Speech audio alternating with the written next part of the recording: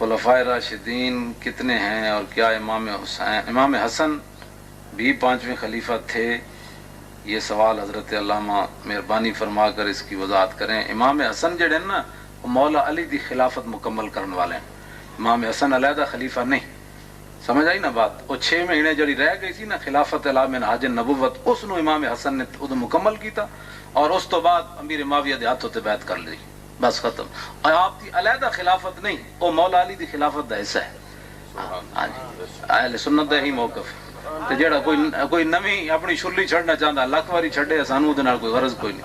ہاں جی، ساڈا اہل سنت دا ہی موقف۔ ہاں بالکل، اندروں اندروں تے باہروں باہروں۔ ہاں جی، اسا ساڈا اہل سنت دا ہی موقف ہے۔ اسی 5ویں خلیفہ راشد عمر بن عبدالعزیز نو مننے۔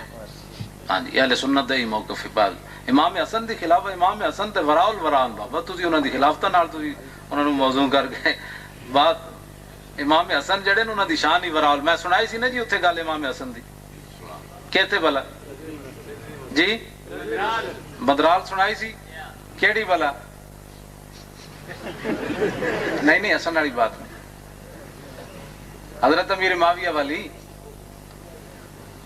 حضرت سیدنا امیر معاویہ دی جدو صلح ہوئی نا تے لکھاں روپے دین آئے امیر معاویہ، سال تو بعد جدو دین لگے نا تے دل وچ خیال آیا بھئی میں آخر ہندہ دا پتر ہاں، اتنے پیسے کوئی کسی نو دیندا نظرانے تے بہ گئے۔